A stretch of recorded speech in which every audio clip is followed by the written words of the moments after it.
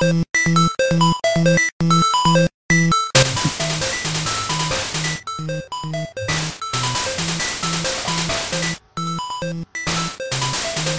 Pokemon trainers, welcome back to another episode of iStarlyTV. I'm your host here again, Scarecrow, and today I have yet another OU match that I had on Pokemon Showdown.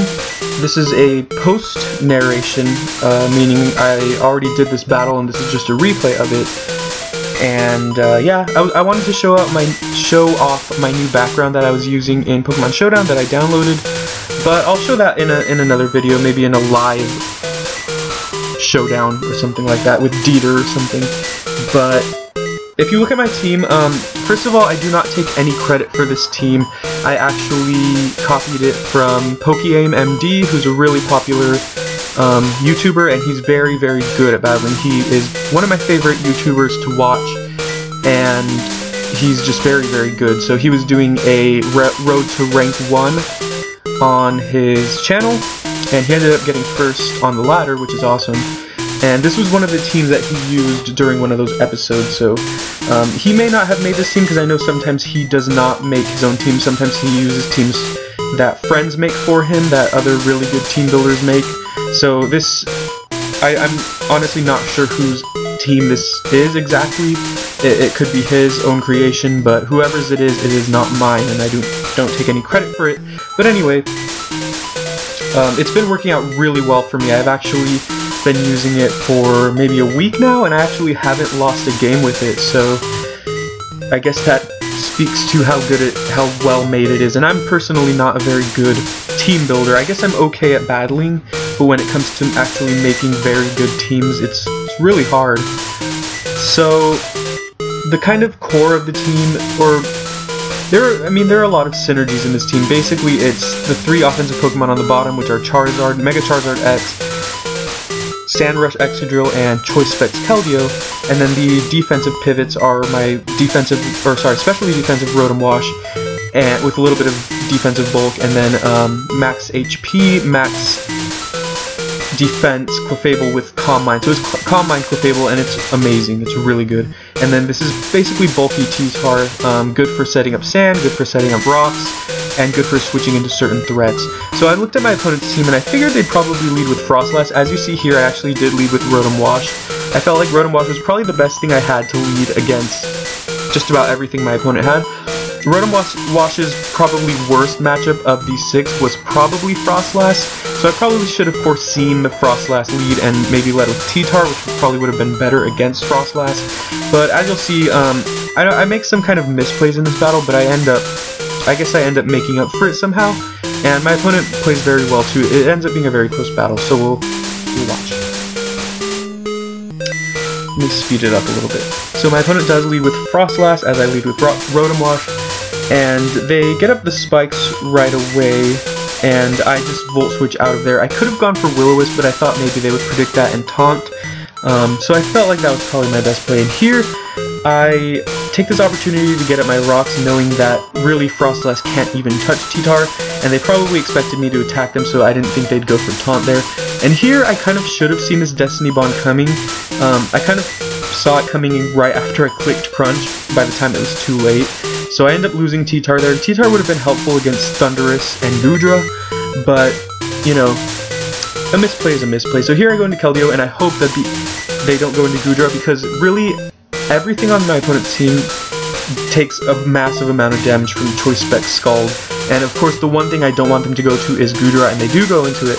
And then I go into my Clefable to take the Draco Meteor, then I go into my Excadrill to take the predicted Poison-type move. And here I'm just going to go for the Earthquake. I actually calculated it, and I had a very slight chance to actually one-hit KO the Goodra. Unfortunately, I did not get that chance, but they do go for Flamethrower, and I am able to take it.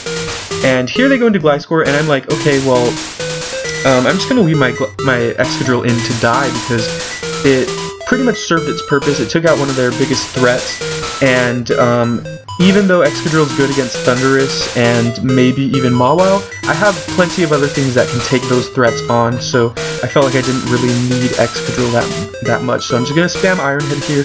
They are Protect stalling, which is kind of annoying, but, you know, I'm still able to get off a decent amount of damage with Iron Head, and then have my Excadrill die so that I can switch in Keldeo, because like I said before, Goodra was the only thing my opponent had that could really safely switch into a Choice Specs Keldeo hit, and now that Goodra is out of the way, I'm free to spam Scald and pretty much destroy everything that my opponent has remaining, even threaten to burn things like Mawile and Garchomp, sorry. So my opponent decides to fodder off their Gliscor, and I guess that was a pretty good play. I guess they wanted to scout if I was Specs or not, and obviously I end up being Specs.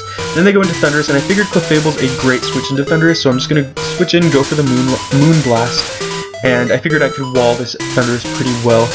It would have been nice to try to set up there, but, you know, I had no opportunity and no reason to set up here, so my best play was just taking hits and spamming the Moon Blast, just to weaken this thing to a point where Rotom could come in, take a hit, and finish it off with Hydro Pump, which is exactly what ends up happening. Unfortunately, I do miss the first one, but since I was able to take that first Thunderbolt so well, I know that I can live a second and finish this thing off with a second Hydro Pump. If Rotom had fainted there, that would have been very unfortunate, because I would have had to have Keldeo or Keldeo or Charizard take some extra damage that they didn't need to take there, and that would have hindered my ability to win. But I'm going to be able to fodder off my Rotom, go into Keldeo, and actually miss the Icy Wind, which is really crazy. So here what I had to do was, I'm actually going to pause it so I can talk about my options here, because I'm down to one Pokemon and my opponent has two left. The two Pokemon my opponent has left are extremely powerful, and the last Pokemon I have has the potential to be really powerful, but is really not that powerful in its own right. No offense to Mega Charizard. By itself, physically offensive Charizard is very bad. Physically offensive Mega Charizard X is pretty good. It's pretty good, but it's at its best when you set up with Dragon Dance.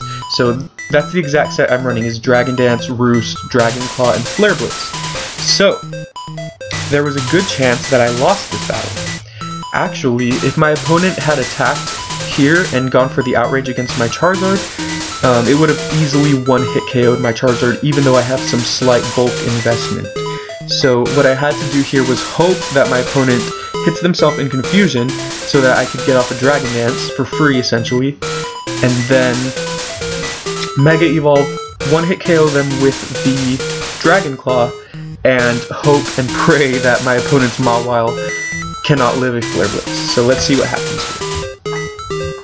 So I go into Charizard, they hurt themselves in confusion, so that was really lucky on my part. I go for the Dragon Dance. I didn't Mega Evolve there, just in case they went for the Outrage and, I don't know, maybe didn't one-hit KO me, but, you know, just for luck there.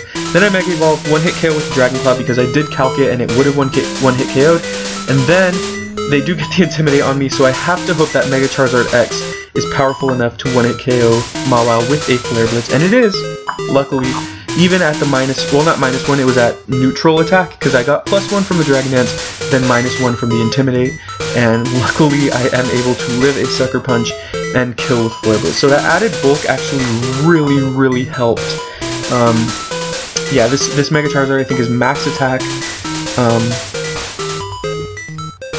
enough speed to hit 310, and then the HP hits about 315, so it has some bulk in it, and I feel like I got pretty lucky there at the end, but it was a very close match, a very good one. I was even saying to myself, this is actually going to be the first loss with this team that I have, but luckily I didn't end up losing, so I'm still undefeated with this team, so thank you PokeMMD, even though you're probably not watching this, for being so inspiring with your battles, and for playing really well, and inspiring me to play well.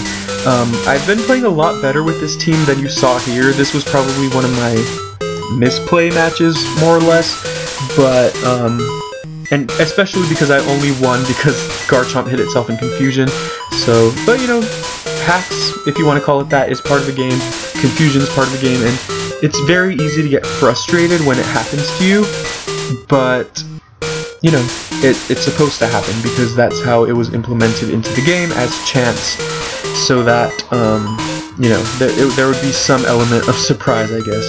But anyways, thank you for watching. Subscribe if you haven't, and hopefully me and Dieter will have a video up soon together. Thanks.